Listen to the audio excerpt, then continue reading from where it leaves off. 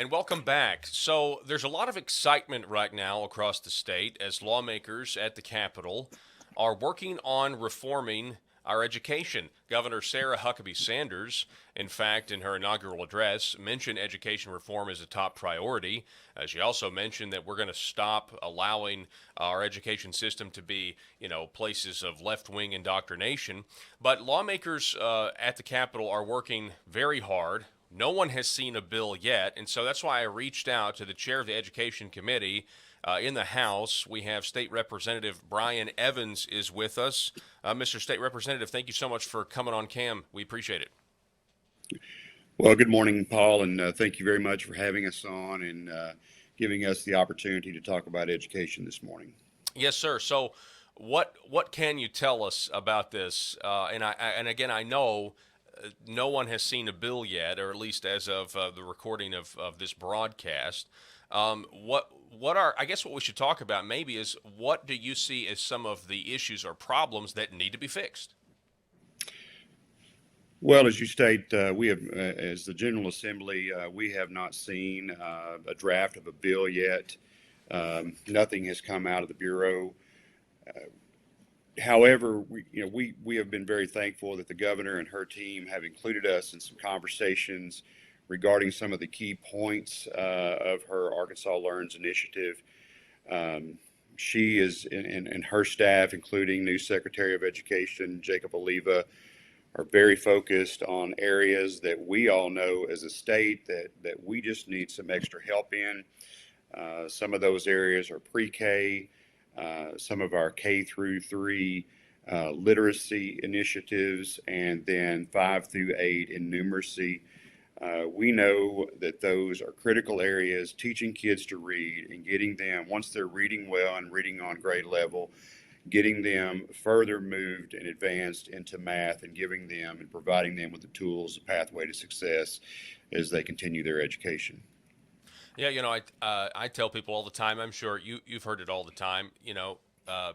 People remember back when education was about teaching children how to read, how to write, and how to do math. And it's really just that simple. And it's gotten a lot more complicated than it needs to be, or at least that's what some people think. What do you think?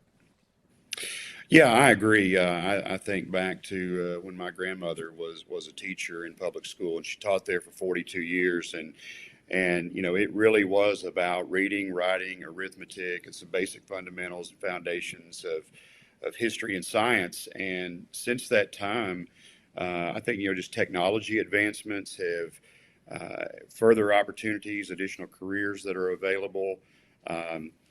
Additional avenues of education from higher ed, and we went through a generation where we really pushed students into a 4-year higher education plan.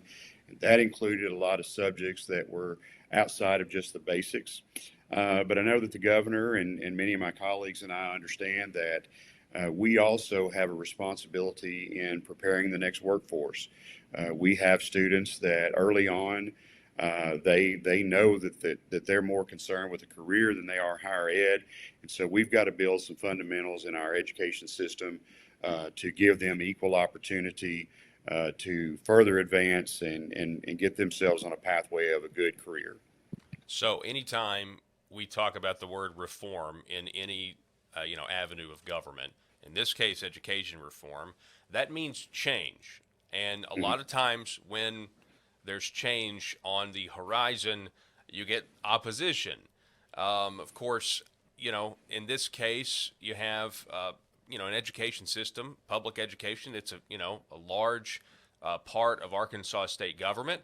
With that, there are people who work in that who are lobby. I mean, you have, in many cases, the state agency itself becomes its own lobbyist arm, if you will. And I understand, I'm sure Governor Sarah Huckabee Sanders wants to change that.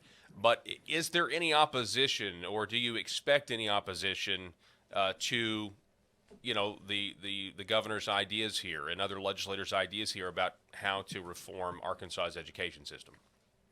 Well, you make a great point, Paul, that anytime the word reform comes up, that often triggers the idea of change. And Unfortunately, reform is always taken as a negative. When you go back and you look at the current standards that are being taught in our public schools right now today, although some are extremely valuable, what we find is that a lot of those standards have been there for 30 to 40 years, and we just have not made gains where we need to in preparing our next generation from an education standpoint. We've not made the gains that we need to make under those existing standards. And I think most of all of our current public educators would agree that there needs to be some adaptation and some update, quote unquote, reform to the standards that are being taught.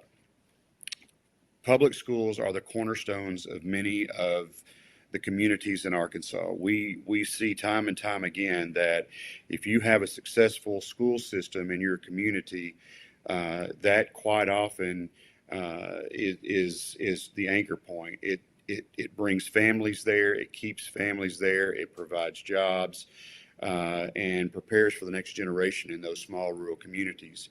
And so, as far as pushback, I think the biggest, if you want to say, pushback that we've seen so far in this process is just the unknown.